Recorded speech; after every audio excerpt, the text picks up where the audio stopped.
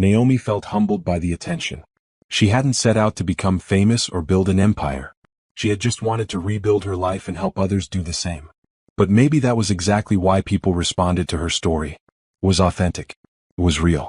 It wasn't about revenge or bitterness. It was about transformation and purpose. In February, exactly 2 years after Pierce had invited her to that party, Naomi attended another charity event at the same hotel. She was there as a featured speaker, invited to talk about financial empowerment. She stood at the podium looking out at 200 faces and felt a surge of pride. 2 years ago, she had been a woman who thought she was broke, controlled by a manipulative husband. Now she was a successful business owner, a degree holder, a community leader making a real difference. As she delivered her speech about financial independence and healing from abuse, she saw heads nodding, people taking notes, women wiping away tears. Her words were landing because they came from genuine experience. After her speech, a long line formed of people wanting to talk to her. They thanked her for her honesty. They asked for advice. They shared their own stories. Troy stood nearby, photographing the event. When the line finally ended and they walked to his car together, he put his arm around her shoulders. "You were amazing up there," he said. "I was terrified," Naomi admitted. "Courage isn't the absence of fear," Troy said. "It's acting despite fear. You've shown more courage in 2 years than most people show in a lifetime." They drove to her condo and made dinner together. It had become their routine, comfortable, easy, supportive. Troy still had his own apartment, and they still took things at Naomi's pace. But their relationship had deepened into something solid and real. That night, as they ate pasta and talked about the event, Naomi realized something. She was happy. Genuinely, completely happy. Not because of any relationship or any amount of money or any business success. She was happy because she had reclaimed herself. She had rediscovered her strength, her intelligence, her worth. She had built a life based on her own values and choices. Everything else, the relationship with Troy, the successful business, the community respect, was just icing on the cake. The real victory was internal. The real transformation was personal. Pierce had tried to make her small. He had tried to convince her she was worthless, incompetent, lucky to have him. But he had failed. She had proven him wrong in every possible way. And that, Naomi thought as she looked across the table at Troy's kind face, was the sweetest revenge of all. Not hurting Pierce. Not taking his money. But becoming the person she was always meant to be. Life had settled into a comfortable rhythm by March, 2 years after everything changed. Naomi's business was expanding beyond anything she had imagined. She had hired 3 more consultants and was looking at opening a second office across town. She was meeting with a potential investor one afternoon when her assistant knocked on the door. "Naomi? There's someone here to see you. He doesn't have an appointment, but he says it's urgent." Something in her assistant's tone made Naomi pause. "Who is it?" "Pierce Hammond." The name hit Naomi like cold water. She hadn't seen or spoken to Pierce since the final court date over a year ago. She had successfully built a life that didn't include him in any way. "Should I tell him you're busy?" her assistant asked. Naomi considered it. She could easily refuse to see him. She owed him nothing. But curiosity won. What could he possibly want after all this time? "Give me 5 minutes," she told the investor. "Then send him in." She used the time to compose herself, reminding herself that Pierce had no power over her anymore. He was just a man who had once hurt her. Nothing more. When Pierce walked in, she barely recognized him. He had aged dramatically in 2 years. His hair had gone gray at the temples.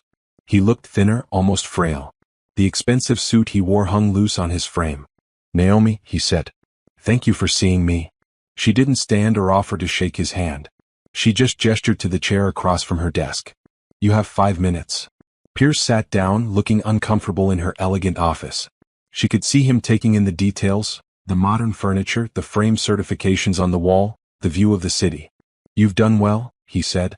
"I've done what I was always capable of doing," Naomi corrected. "You just spent 5 years trying to convince me I couldn't." He flinched at that. "I deserve that. You deserve a lot worse than that. What do you want, Pierce?" He took a deep breath. "I'm in trouble. Legal trouble. The IRS is investigating me for tax fraud. They found the offshore accounts, the shell companies. Everything Patricia uncovered in our divorce is now part of a criminal investigation." Naomi kept her expression neutral. "I'm sorry to hear that." "I'm going to lose everything," Pierce continued. "My business, my properties, possibly even my freedom." My lawyers say I'm looking at serious prison time. Again, I'm sorry to hear that. But I'm not sure why you're telling me this. Pierce leaned forward. I was hoping you might consider testifying on my behalf. Telling the prosecutor that I wasn't as bad as the documents make me look. That there were good times in our marriage. That I'm not a monster. Naomi stared at him in disbelief. You want me to lie for you? Not lie. Just present a more balanced picture. The balanced picture is that you systematically abused me for 5 years, Naomi said, her voice cold. You hid millions of dollars. You made me believe we were broke while you lived in luxury. You invited me to a party specifically to humiliate me. That's the balanced picture. I know I made mistakes. Mistakes. Naomi interrupted. You didn't make mistakes. You made calculated decisions to control and deceive me. There's a difference. Pierce's face reddened. I came here to ask for help, not to be lectured. Then you came to the wrong place, Naomi said. I'm not going to help you. I'm not going to lie to prosecutors. I'm not going to minimize what you did. You earned these consequences. Now you get to live with them. You've become cold, Pierce said bitterly. The Naomi I married would have helped me. The Naomi you married was naive and trusting, Naomi replied. You systematically destroyed those qualities in me. So yes, I've changed. I've become someone who protects herself instead of enabling abusers. Pierce stood up. Fine. I shouldn't have expected anything different. You've clearly moved on. I have, Naomi agreed. Completely. He walked to the door, then paused and turned back. I saw the magazine article about you. You made it sound like I ruined your life. You tried to, Naomi said. But I didn't let you. I rebuilt something better than what you destroyed. That must really bother you. Pierce's jaw tightened. You know what bothers me? You built your entire business on our story. You're profiting from our divorce. I'm helping women who survived what I survived, Naomi corrected. The fact that my experience includes you isn't my fault. You're the one who created the situation I'm now helping others escape. Whatever helps you sleep at night, Pierce muttered. I sleep great, Naomi said. How about you? Pierce didn't answer. He just left, closing the door harder than necessary. Naomi sat still for a moment, processing the encounter. She had expected to feel something, anger, satisfaction, maybe even pity. Instead, she felt nothing. Pierce was just a man who had once hurt her. He wasn't important enough to occupy space in her emotional life anymore. Her assistant knocked again. Are you okay? That looked intense. I'm fine, Naomi said honestly. Just dealing with the past. It's over now. She went back to her meeting with the investor, pushing Pierce out of her mind. He had taken enough of her time over the years. He didn't deserve another minute. But that evening, when she told Troy about the encounter, she found herself more affected than she had realized. He actually asked me to lie for him, she said, pacing her living room. After everything he did, he thought I would help him avoid consequences. That's how entitled abusers think, Troy said. They genuinely believe the world owes them things, even from the people they've hurt. He looked so pathetic, Naomi said. Part of me almost felt sorry for him. Did you? Troy asked gently. Naomi thought about it. No, not really. I felt sorry that any person could make the choices he made. But I don't feel sorry for him specifically. He earned every bit of what's happening to him. That's healthy, Troy said. Empathy doesn't mean letting people off the hook for their actions. The next day, Naomi received a call from a federal prosecutor named Agent Martinez. He explained that Pierce was indeed under investigation and that they had subpoenaed records from their divorce case. We'd like to talk to you about your ex-husband's financial activities during your marriage, Agent Martinez said. Your divorce documents contain evidence relevant to our case. I'll help in any way I can, Naomi said. She met with Agent Martinez the following week, bringing copies of all the documents from her divorce. She walked him through everything, the hidden accounts, the properties and false names, the offshore money, the systematic deception. This is extremely helpful, Agent Martinez said. Your documentation is thorough. It's rare to see such clear evidence of intentional fraud. I had good help, Naomi said, thinking of Jordan and Patricia. Did your ex-husband contact you recently? Agent Martinez asked. Yes, Naomi said. He asked me to testify on his behalf, essentially asking me to minimize his actions. And you refused? Absolutely. I'm not going to lie for him. He committed fraud. Against me and apparently against the government. He should face the consequences. Agent Martinez nodded approvingly. I wish more witnesses had your clarity and courage. After the meeting, Naomi felt lighter. She had told the truth. She had provided evidence. Whatever happened to Pierce now was out of her hands and entirely his fault. She focused back on her business and her life. In April, she was invited to speak at a women's conference in Seattle. It was her first speaking engagement outside her home city, and she was nervous but excited. Troy came with her, photographing the event. Watching him work reminded her why she cared about him, his patience, his artistic eye, the way he respected people's boundaries while capturing authentic moments. Her speech in Seattle was well received. Afterward, several women approached her wanting to start similar consulting businesses in their own cities. Naomi spent hours talking with them, sharing her business model, offering encouragement. "You're inspiring people," one woman said. "You're showing us that we can transform pain into purpose." These moments reminded Naomi why she had survived everything. Not for revenge. Not for money. But to help others find their own strength. In May, she learned that Pierce had been formally indicted on multiple counts of tax fraud and financial crimes. The news made local headlines. Local real estate developer faces criminal charges. Tasha called immediately. "Did you see the news?" "I saw," Naomi said. "How do you feel?" "Honestly? Relieved. It means his pattern of behavior has finally caught up with him. Maybe now he can't hurt anyone else." The trial was scheduled for August. The prosecutor's office contacted Naomi again, asking if she would testify as a witness. She agreed without hesitation. "Are you sure?" Jordan asked when Naomi told her. "Testifying means seeing him again, being cross-examined by his lawyers. It could be stressful." "I'm sure," Naomi said. "He tried to destroy me. The least I can do is tell the truth about what he did." She prepared for her testimony with the prosecutor's office, reviewing documents and timelines. She practiced staying calm under pressure, answering questions clearly and directly. When August arrived and the trial began, Naomi was ready. The courthouse was packed when Pierce's trial began. The case had drawn media attention. Wealthy developer accused of hiding millions in offshore accounts, defrauding the IRS and deceiving his ex-wife. It had all the elements of a compelling story. Naomi sat in the witness waiting room trying to stay calm. She wore a professional navy suit and had her hair pulled back neatly. She looked like what she was, a successful businesswoman with nothing to hide. Troy waited outside the courthouse, not allowed in during her testimony, but knowing he was nearby helped. When they called her name, Naomi walked into the courtroom with her head high. Pierce sat at the defense table with Theodore Brooks and another expensive lawyer. He looked older, more tired than when he had visited her office months ago. She didn't look at him. She looked at the prosecutor, Agent Martinez, who gave her an encouraging nod. After being sworn in, she sat in the witness chair. The courtroom was quiet, everyone waiting to hear what she would say. The prosecutor approached. "Mrs. Hammond, can you describe your marriage to the defendant?" "We were married for 5 years," Naomi said clearly. "During that time, Pierce told me we were struggling financially. He said we couldn't afford basic things. I believed him." "Did you have any reason not to believe him?" "No. He was my husband. I trusted him." The prosecutor walked her through the discovery of Pierce's deception. How she had found his second phone. The messages with Simone. The bank statements showing millions of dollars she never knew existed. "How did you feel when you discovered this?" the prosecutor asked. "Betrayed," Naomi said simply. "He had spent 5 years lying to me about our basic financial situation. While I was cutting coupons to save money on groceries, he was buying luxury properties." "Did the defendant ever discuss his finances with you?" "Never. He controlled all the money. He gave me a small allowance for household expenses and told me that was all we could afford."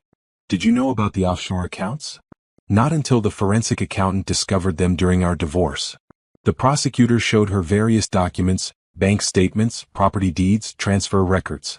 Naomi identified each one, explaining how it related to Pierce's secret financial life. The testimony was straightforward. She stuck to facts, didn't exaggerate, didn't editorialize.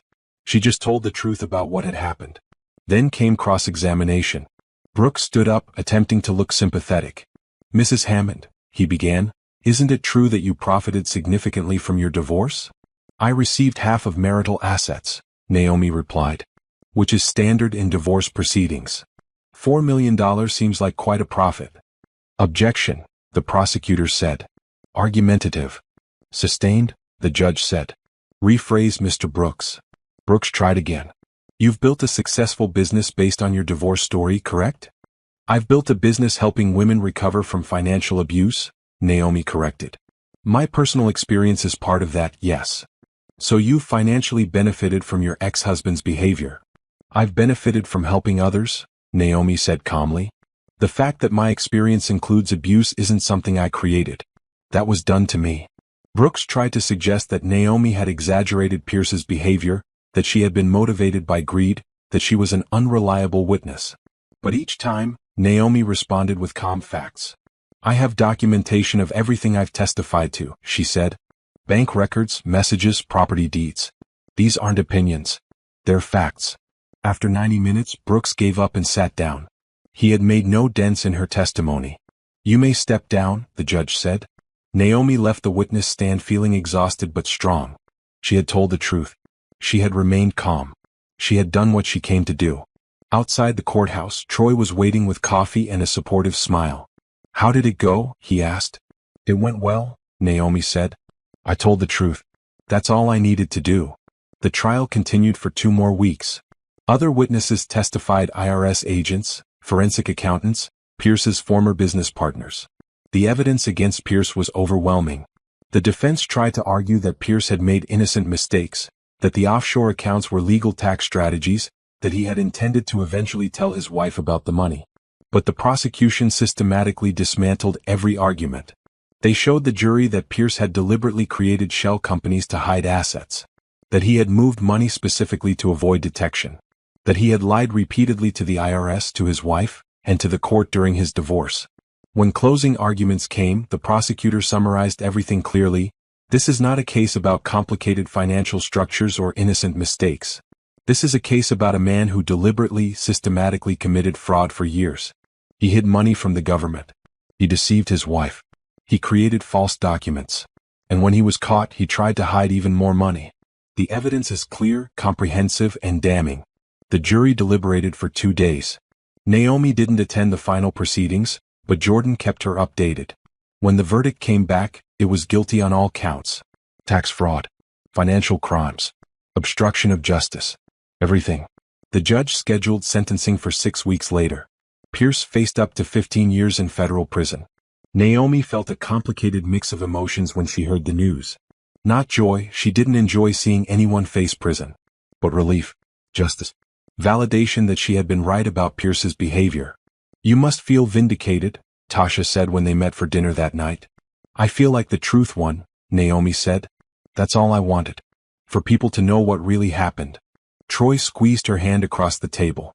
You showed incredible courage throughout all of this. Testifying, facing him in court, telling your story publicly. That took real strength. I did what needed to be done, Naomi said. Other women are watching. They need to see that abusers face consequences. That speaking up matters. The sentencing hearing happened in October, 3 years after that fateful party. Pierce's lawyers asked for leniency, presenting character witnesses who testified that Pierce had done good things in his life. But the judge wasn't moved. Mr. Hammond, she said, you had every advantage. Wealth, education, opportunity. Instead of using those advantages responsibly, you used them to deceive and manipulate. You betrayed your wife's trust. You defrauded the government. You showed no remorse until you were caught, and even then your primary concern was avoiding consequences rather than taking responsibility. She sentenced him to 12 years in federal prison, with no possibility of early parole. Additionally, he had to pay back taxes, penalties, and restitution totaling millions of dollars. Pierce showed no emotion as the sentence was read. He simply stood there, defeated, as the bailiffs led him away. Naomi watched from the gallery. She felt nothing for him now, not hatred, not satisfaction, not even pity. Just a sense of closure. This chapter of her life was finally, completely finished. Outside the courthouse, several reporters asked for her comment. I hope this case sends a message, Naomi said. Financial abuse is real. It has serious consequences. And survivors who speak up should be believed and supported. The reporters asked if she felt the sentence was fair. I think the sentence reflects his actions, Naomi said. He made deliberate choices over many years. Now he faces the consequences of those choices. Do you forgive him? One reporter asked. Naomi paused at that question. Forgiveness is complicated. I don't wish him additional harm. But I also don't forget what he did. I've moved forward with my life, and that's what matters most to me. That evening her mother called. I saw the news. How are you feeling, baby? I'm okay, Naomi said. Actually, I'm better than okay. I'm relieved it's over. You've been so strong through all of this, her mother said. Your father would be so proud of the woman you've become. Naomi felt tears prick her eyes. Her father had died when she was young, but she still remembered his advice. Stand up for yourself. Don't let anyone make you feel small. She had followed that advice. Even when it was hard. Even when it meant facing her abuser in court. Even when it meant telling her painful story publicly. And now, finally, she could close this chapter completely and focus entirely on the future. The next day she received an unexpected email. It was from Simone, Pierce's former mistress, who Naomi hadn't heard from since the party 3 years ago. Dear Naomi, the email began. I saw the news about Pierce's sentencing. I wanted to reach out to say I'm sorry. Not just for my role in what happened to you, but for doubting your story at first. When you told me at the party that Pierce was still married, part of me didn't want to believe it. It was easier to think you were exaggerating. But you weren't. You were telling the truth about everything. I should have believed you immediately. I should have supported you. Instead, I spent months angry at both of you. It took me too long to realize that we were both his victims, just in different ways. I'm truly sorry for that. I hope you're doing well. Based on what I've read about your business, it seems like you've built an amazing life. You deserve that after everything you went through. Thank you for being strong enough to speak the truth, even when it was difficult. Sincerely, Simone. Naomi read the email twice, surprised by the emotions it stirred. She had spent so little time thinking about Simone over the past 3 years. In her mind, Simone was just another person Pierce had manipulated. She sat with the email for a day before responding. Dear Simone, she wrote. Thank you for reaching out. I appreciate your apology, though I want you to know I never blamed you for what Pierce did. He lied to both of us. The responsibility for that lies entirely with him, not with you. I hope you've also been able to rebuild your life. What happened affected both of us, and we both deserved better. Take care, Naomi. She hit send, feeling another small piece of closure click into place. The past was truly past now. All the players in that chapter of her life had moved on. Now she could focus entirely on what came next, the exciting, fulfilling life she was building on her own terms. That weekend, Troy took her to dinner at a nice restaurant overlooking the water. It was a celebration, he said, though he wouldn't tell her what they were celebrating. After dinner, as they walked along the waterfront, Troy stopped at a bench and turned to face her. Naomi, he said, these past 2 years with you have been incredible. I've watched you transform from someone healing from trauma into someone who helps others heal. I've seen you build a business, finish your degree, face your abuser in court, and never lose your kindness or integrity. Naomi felt her heart racing. She knew what was coming. I love you, Troy continued. Not because I want to save you or fix you, you've done that yourself. But because you inspire me. Because you make me want to be better. Because you're the strongest, most genuine person I've ever met. He pulled a small box from his pocket and opened it, revealing a simple, elegant ring. I'm not trying to rush you. We can have as long an engagement as you want. But I wanted you to know, I want to spend my life with you. Will you marry me? Naomi looked at the ring, at Troy's hopeful face, at the city lights reflecting on the water behind him. She thought about her journey from that tiny apartment where she had been so controlled and diminished, through the painful discovery and divorce, to this moment of joy and possibility. Yes, she said. Yes, I'll marry you. Troy slipped the ring on her finger and pulled her into a kiss. Around them, a few people noticed and applauded. When they broke apart, Naomi was crying happy tears. I never thought I'd want to get married again, she admitted. After everything with Pierce, I thought marriage was just another trap. Marriage with the wrong person is a trap, Troy said. With the right person, it's a partnership. An equal one. Equal, Naomi repeated. I like that. They walked back to the car hand in hand, both smiling. Naomi looked at the ring on her finger, simple, beautiful, chosen with care. Not meant to show off or impress anyone. Just a symbol of genuine love and respect. This, she thought, was what a real relationship looked like. What healthy love felt like. And it was better than anything she had imagined. The engagement announcement brought congratulations from everyone in Naomi's life. Her mother cried happy tears. Tasha immediately started planning an engagement party. Jordan raised a glass of champagne and said, about time. But Naomi wasn't rushing into anything. She and Troy agreed to a long engagement, at least a year, maybe more. They wanted to make sure they built their life together carefully, intentionally. No one is going to pressure us, Troy said. This is our timeline. Our choices. That sense of control over her own life still felt precious to Naomi. Every decision she made now was hers. Every choice was based on what she wanted, not on what someone else demanded. By November, 3 years after that party that changed everything, Naomi's business had expanded to 3 locations. She had 12 employees now, all women, many of them survivors who she had trained personally. She had also started offering workshops and online courses, reaching women across the country. Her YouTube channel had 50,000 subscribers. Her book deal had just been finalized, A Guide to Financial Recovery After Abuse, scheduled for publication next year. She was invited to speak at conferences regularly now. Each time, she told her story with the same goal, helping others recognize the signs of financial abuse and giving them tools to escape it. At one conference in December, a young woman approached her afterward with tears streaming down her face. "Thank you," the woman said. "My boyfriend controls all our money. He says it's because I'm bad with finances, but hearing your story I realize he's using the same tactics. You just saved my life." These moments made everything worthwhile. Every difficult testimony. Every painful memory shared publicly. Every time she relived her trauma to help someone else. "You're changing the world," Troy said that evening as they video chatted. He was in Atlanta on a photography assignment, but they talked every night he was away. "I'm just telling the truth," Naomi said. "The truth changes things. Silence protects abusers." During the holidays, Naomi hosted a gathering at her condo for her employees. She wanted them to feel appreciated, valued, part of something meaningful. Sharon, her second hire, stood up to make a toast. "3 years ago, I was sleeping in my car and didn't know how I'd feed my kids. Naomi gave me a job, taught me skills, and helped me rebuild my life. Now I own my own home and I'm helping other women do the same. That's the ripple effect of kindness and support. So thank you, Naomi, for believing in all of us."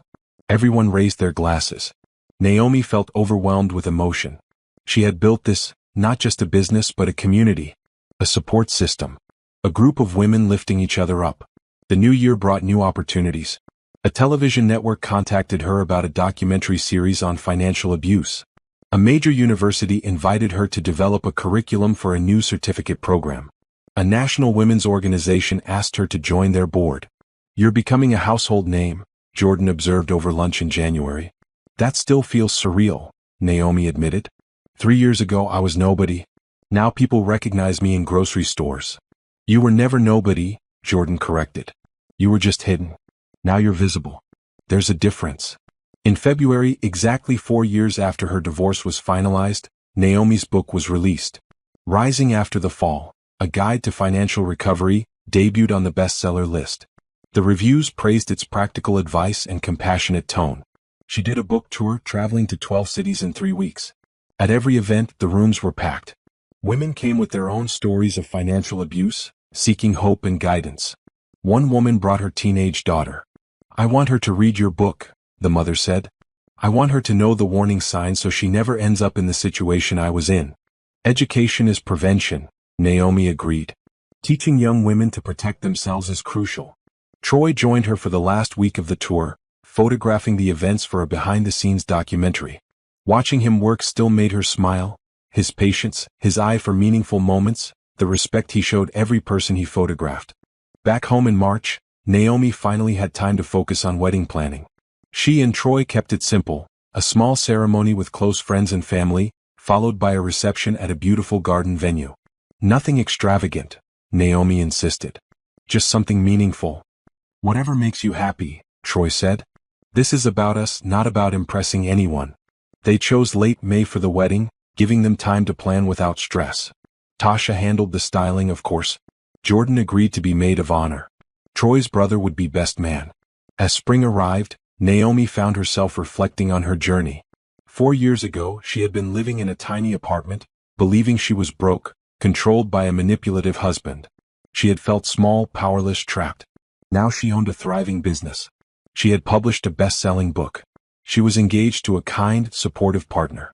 She had built genuine friendships and a strong support network. She helped other women escape the trap she had been in. The transformation was complete. Not because she had gotten revenge on Pierce, though justice had certainly been served, but because she had reclaimed herself. She had remembered who she was before Pierce, and she had become even stronger than that person. One April evening she was working late at her office when her phone rang. It was an unknown number, but something made her answer. Hello? Naomi? It's Rachel. From the shelter. You taught my financial literacy class 3 years ago. Naomi remembered her, a quiet woman who had been terrified of managing money after leaving her abusive husband. Rachel. How are you? I'm amazing, Rachel said, her voice bright with happiness. I just bought my first house. I have a good job. My kids are thriving. I wanted to call and thank you because you showed me it was possible. You proved that we can rebuild after abuse. Naomi felt tears welling up. I'm so proud of you. You did the hard work. You rebuilt your life. You gave me the tools and the hope, Rachel said. That's everything. After the call ended, Naomi sat quietly in her office, looking at the photos on her wall. Photos of her graduation. Photos of her business team. Photos of women she had helped. This was her legacy. Not money or fame or revenge, but the women whose lives had changed because she had been brave enough to share her story and strong enough to turn her pain into purpose. Troy called as she was locking up the office. Hey, I'm making dinner. Should be ready when you get home. I'm on my way, Naomi said. Troy. Yeah. I love you. I'm so grateful for you. I love you too, he said. Drive safe. The wedding was beautiful. Simple but elegant, held in a garden on a perfect May afternoon. Naomi wore a flowing white dress that made her feel beautiful without trying too hard. Troy wore a classic suit and couldn't stop smiling. Her mother walked her down the aisle, both of them crying happy tears. Jordan stood beside her as maid of honor, looking proud. Troy's family welcomed her warmly, treating her like she had always been part of their family. When Troy said his vows, his voice was steady and sincere. I promise to be your partner, not your owner. To support your dreams, not limit them. To celebrate your success, not compete with it. To love you as an equal, always. Naomi's vows were equally meaningful. I promise to trust you with my heart because you've shown me what real love looks like. To build a life with you based on honesty and respect. To choose you every day not because I have to, but because I want to. They exchanged simple rings, matching bands that symbolized their equal partnership. When the officiant pronounced them married, Troy kissed her gently while their guests cheered. Naomi felt complete joy, the kind that comes from knowing you're exactly where you're supposed to be. The reception was full of laughter and celebration. Naomi's employees surprised her with a video montage of testimonials from clients whose lives had changed. Jordan gave a toast about friendship and resilience. Troy's mother welcomed Naomi to the family with genuine warmth. During their first dance, Troy whispered, "Happy?" "Incredibly happy," Naomi said. "This feels right. Real. Healthy." "That's because it is," Troy said. "This is what love is supposed to feel like." Later that evening, as the party wound down, Tasha pulled Naomi aside. "Do you remember that night?" Tasha asked. "When I did your makeup for the party? When we were planning to show Pierce and his friends that you weren't the pathetic wife they expected?" "I remember," Naomi said. "I was so nervous." "Look at you now," Tasha said. "You didn't just show them you weren't pathetic. You built an empire. You changed lives. You found real love. You won in every possible way." Naomi hugged her cousin tightly. "Thank you for being there that night. For helping me be brave." "You were always brave," Tasha said. "I just helped you look good while doing it." Naomi and Troy left for their honeymoon the next day, 2 weeks in Greece, wandering through ancient ruins, swimming in crystal clear water, eating amazing food, and simply enjoying being together. One evening, sitting on a terrace overlooking the sea, Troy took her hand. "What are you thinking about?" he asked. "How different my life is now," Naomi said. 4 years ago I thought my life was over. I thought I'd lost everything. But I was wrong. I hadn't lost anything important. I'd just been living a false life. The real one was waiting for me to claim it." "And you did claim it," Troy said. "You fought for it. You built it. You earned every bit of happiness you have now." Naomi squeezed his hand. "We did. Together." They sat in comfortable silence, watching the sun set over the Mediterranean. The past felt distant now, important for the lessons it taught, but no longer painful. The future felt bright, full of possibility. Naomi had learned the most important lesson of all: her value didn't come from anyone else. Not from a husband or a relationship or external validation. It came from within herself, from her own strength and resilience and determination. Pierce had tried to convince her she was worthless. He had failed. She had proven him wrong in the most powerful way possible, by becoming exactly who she was meant to be. And that victory was permanent. No one could ever take it away. Returning from the honeymoon felt like coming home to a life Naomi had built with her own hands. She and Troy moved into a house together, not a mansion, but a comfortable home with space for both of them to work, a garden for growing vegetables and a guest room for when family visited. The transition from independent single woman to married life was surprisingly easy. Troy respected her space and autonomy. They made decisions together as true partners. When disagreements arose, they talked through them calmly without anyone trying to control or manipulate. "This is what healthy looks like," Naomi's therapist said during a check-in session. "You've built a relationship based on mutual respect and equality. That's exactly what you deserved all along." By June, Naomi's business had grown so much she needed to hire an operations manager. She chose a woman named Bethany who had experience in nonprofit management and shared Naomi's passion for helping abuse survivors. "I want to make sure we never lose sight of our mission," Naomi told Bethany during her first week. "Yes, we're a business and we need to be profitable. But our real purpose is changing lives. That always comes first. That's why I wanted to work here," Bethany said. "I've worked for a lot of companies that talked about making a difference. This is the first one that actually does." With Bethany handling operations, Naomi had more time to focus on expanding their impact. She developed partnerships with domestic violence shelters across the country, offering free financial literacy training to their residents. She created scholarship programs to help women pay for financial education. She also started a podcast called Rising Up, where she interviewed other women who had survived and thrived after abuse. The stories were powerful: women who had lost everything and rebuilt better lives, women who had turned trauma into advocacy, women who refused to stay victims. The podcast became surprisingly popular, regularly hitting the top 10 in the self-improvement category. Listeners sent messages thanking her for creating space for these conversations. One message particularly moved her: "I've been out of my abusive marriage for 5 years, but I still felt ashamed about what happened to me. Listening to your podcast, hearing other women's stories, I realized I'm not alone and I have nothing to be ashamed of. Thank you for breaking the silence.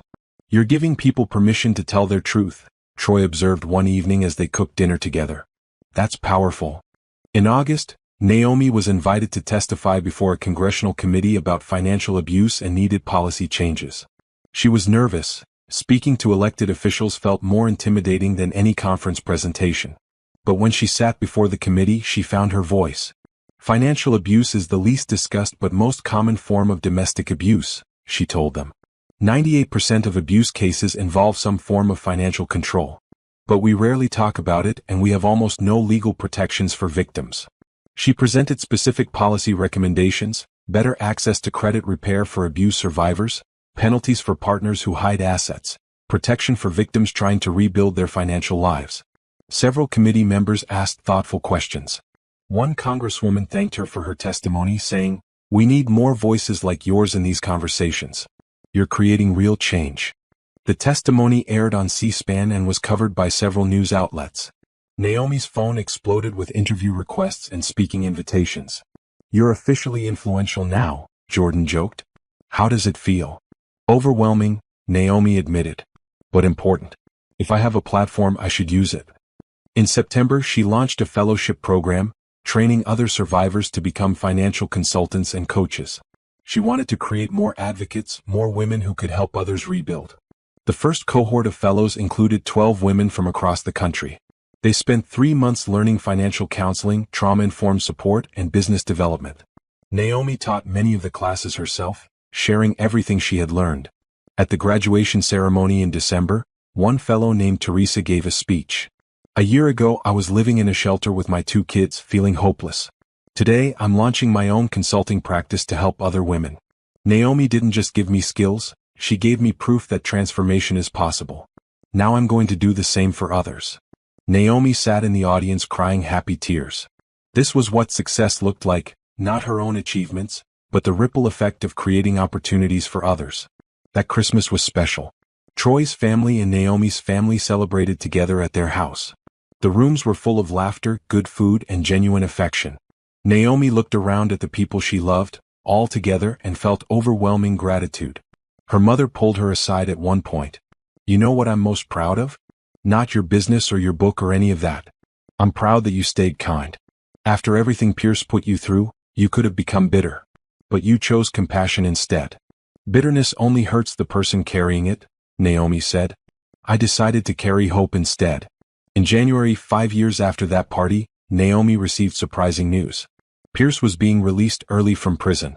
He had served 5 years of his 12-year sentence and earned early release for good behavior and participation in counseling programs. Naomi felt her stomach clench when Jordan told her, "Is he allowed to contact me?" "No. There's a restraining order in place from your divorce.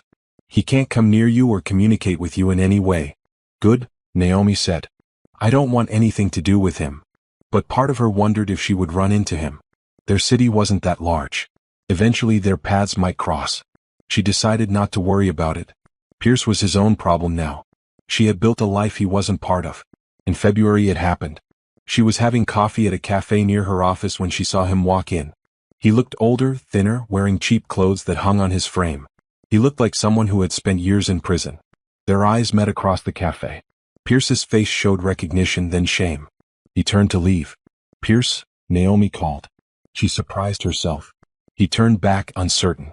"You can stay," she said. "The world is big enough for both of us." Pierce nodded slowly. "Thank you." His voice was rough, like he didn't use it much. He got his coffee and sat at a table on the opposite side of the cafe. They didn't speak again. But Naomi noticed he looked diminished, defeated. Not like the confident manipulator she had married. When she told Troy about it later, he asked how she felt. "Neutral," Naomi said. "He's just a person who made terrible choices. I don't hate him. I don't fear him. Nothing. He's irrelevant to my life."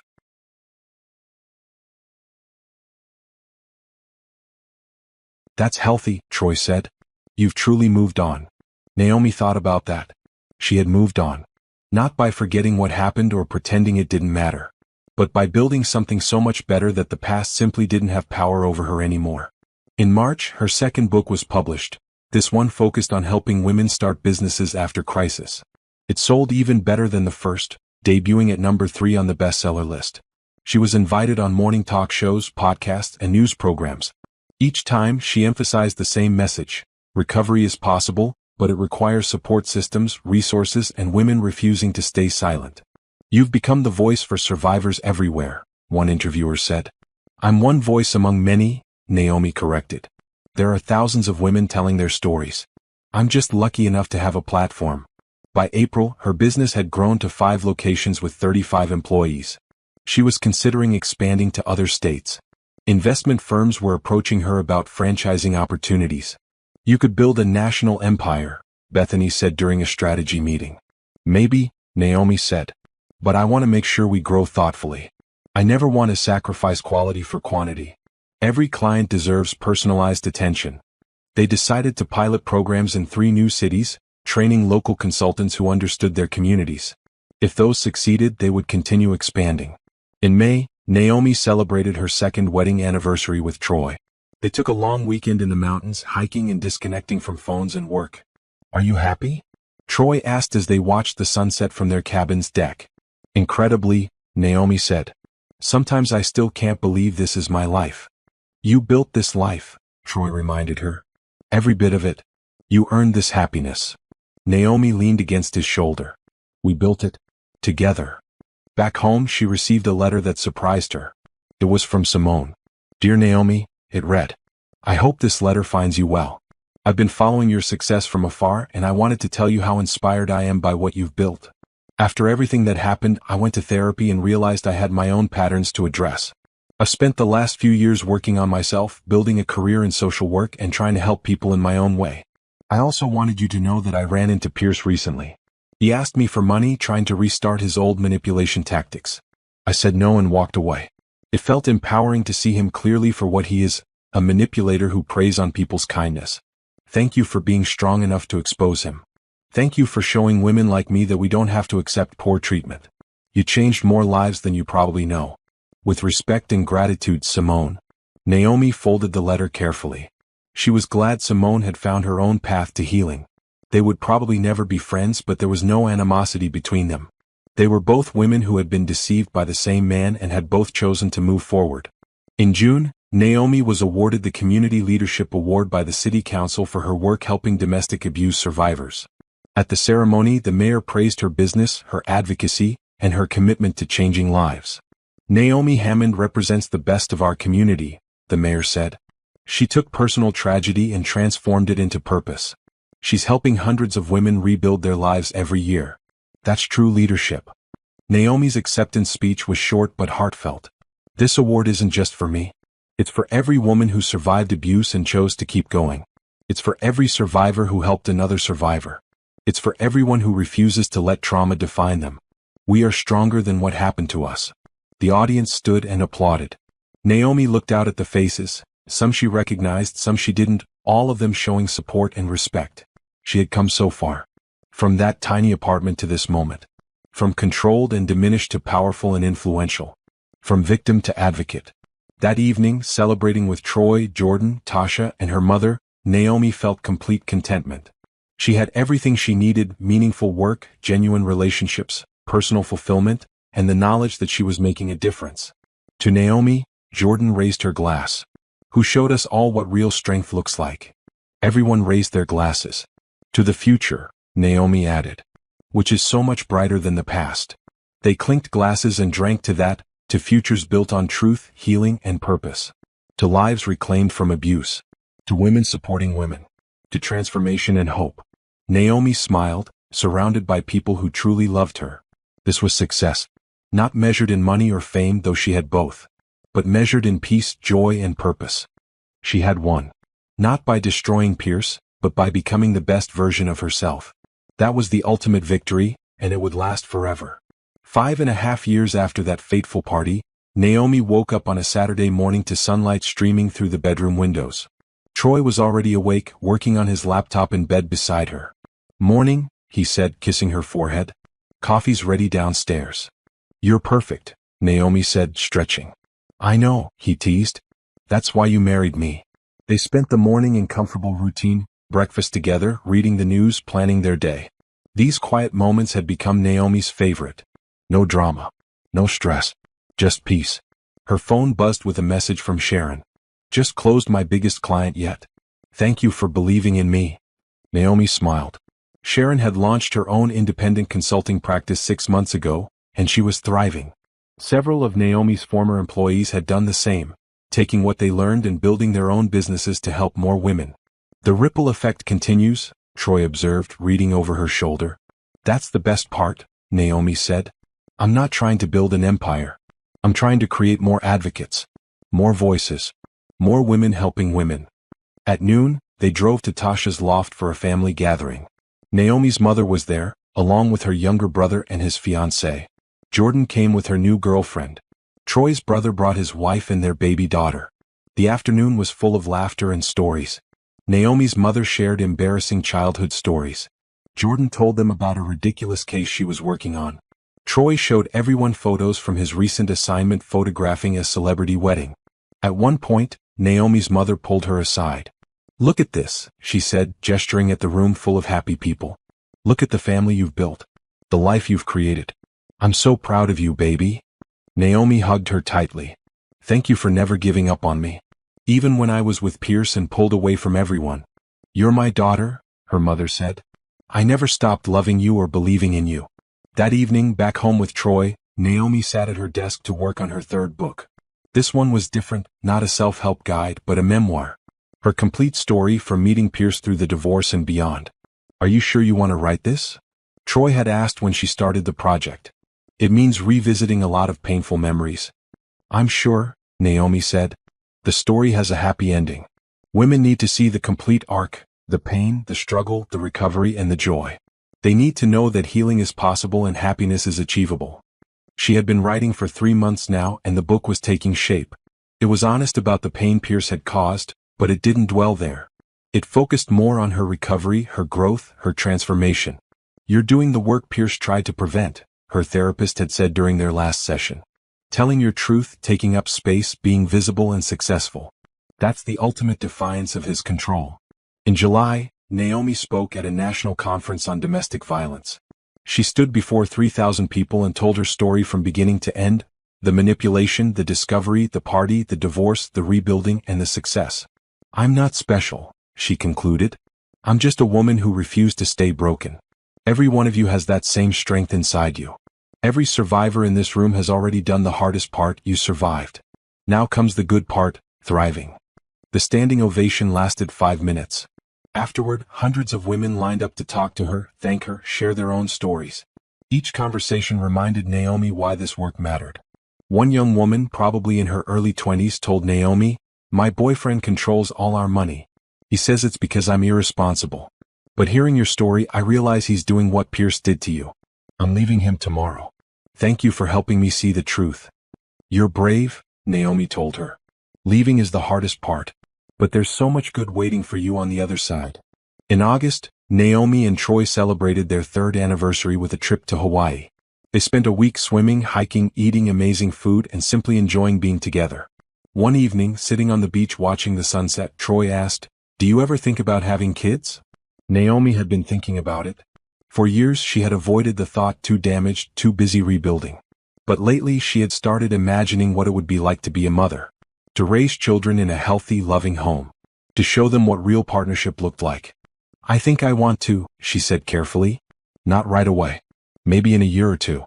But yes, I think I want to build a family with you." Troy smiled and squeezed her hand. "Whenever you're ready. No pressure. Just know I'd love to have kids with you." They sat in comfortable silence, watching the sun sink into the ocean. Naomi felt complete peace. She had rebuilt her life so thoroughly that she could now think about the future with excitement instead of fear. In September, her memoir was published. The Party That Changed Everything, a story of betrayal, recovery, and triumph, debuted at #1 on the bestseller list. The response was overwhelming. Women across the country shared their own stories on social media using the hashtag #MyPartyMoment, describing the moments they realized they needed to leave, fight back, or reclaim their lives. "You've started a movement," Bethany said, showing Naomi the thousands of posts. "I've just continued a conversation that was already happening," Naomi corrected. "Women have been fighting back forever. I'm just one voice among many." But the book's impact was undeniable. Sales of her first 2 books surged. Her consulting business got more clients than they could handle. Her speaking requests tripled. In October, a film producer contacted her about adapting her memoir into a movie. Naomi was hesitant. Did the world need another drama about her life? But the producer was a woman who specialized in stories about female empowerment. "This isn't about Pierce," she explained. "It's about you. About transformation. About showing women that they can rebuild after trauma. That message needs to be as widely shared as possible." Naomi agreed to option the rights, with the condition that she had input on the screenplay and that the focus remained on recovery rather than revenge. In November, she received an unexpected phone call. It was from a television network executive. "We're launching a new show about financial empowerment and independence," the executive explained. "It's essentially helping people take control of their finances and rebuild after crisis. We think you'd be the perfect host." Naomi was intrigued but cautious. "I'm not interested in exploiting people's problems for entertainment." "That's exactly why we want you," the executive said. "We want someone who approaches this work with integrity and genuine compassion. Someone who understands trauma and recovery. That's you." She agreed to pilot 1 episode. If it felt exploitative or disrespectful to the people they helped, she would walk away. But if it genuinely helped people, she would consider continuing. The pilot filmed in January, 6 years after the party. They worked with a single mother named Keisha. Wait, no, Naomi had been told not to use that name. They worked with a single mother named Diana who was struggling to rebuild her finances after leaving an abusive relationship. Over the course of the episode, Naomi helped Diana create a budget, open her own bank account, build credit, and develop a 5-year financial plan. By the end, Diana was crying happy tears. "You showed me I can do this," Diana said. "I thought I was too stupid to handle money. But I'm not. I just never had anyone teach me." "You were never stupid," Naomi said firmly. "You were deliberately kept in the dark. That's not the same thing." The network loved the pilot. They ordered a full season, 10 episodes of helping people take control of their financial lives. Each episode focused on one person or family, providing them with comprehensive financial education and support. The show premiered in March and became an unexpected hit. People loved the combination of practical advice and emotional support. They loved seeing real people transform their lives. And they loved Naomi's direct, compassionate approach. "You're famous now," Tasha said. "Like actually famous. I saw someone watching your show at the gym." "That's surreal," Naomi admitted. "I never wanted to be famous. I just wanted to help people." "You're doing both," Tasha said. "And you're using fame responsibly. That's rare." In April, Naomi turned 35. Troy threw her a surprise birthday party at their house. All the important people in her life were there: family, friends, colleagues, clients she had helped over the years.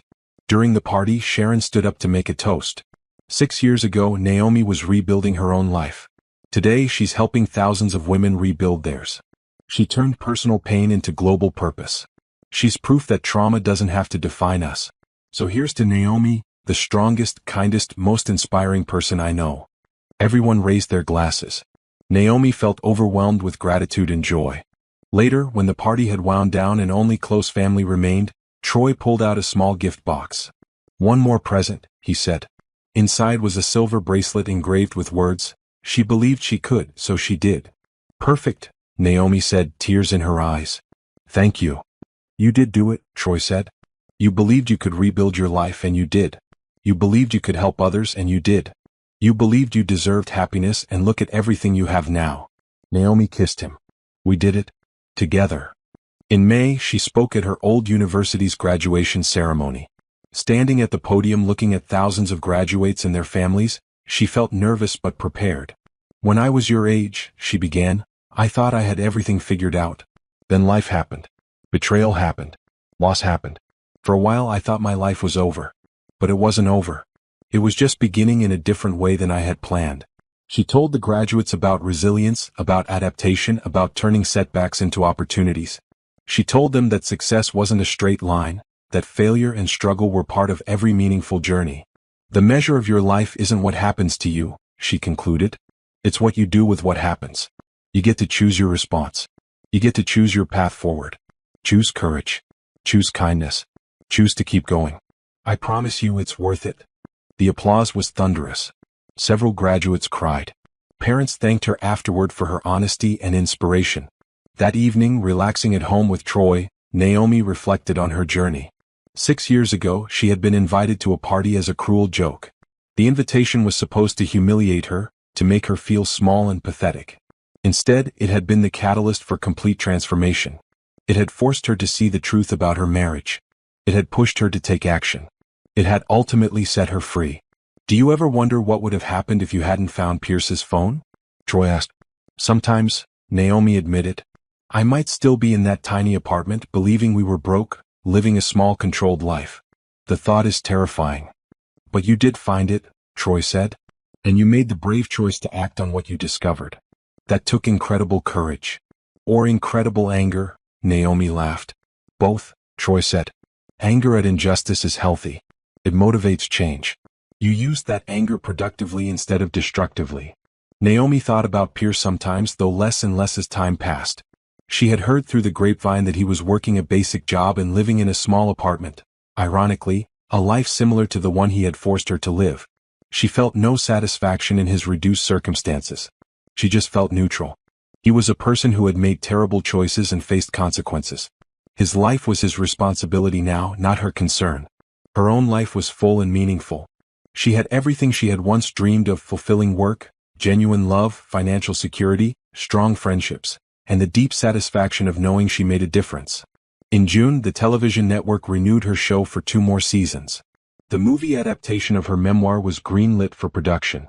Her consulting business opened its 10th location. "You're building a legacy," Jordan said over dinner one evening. "I'm just living my life," Naomi said.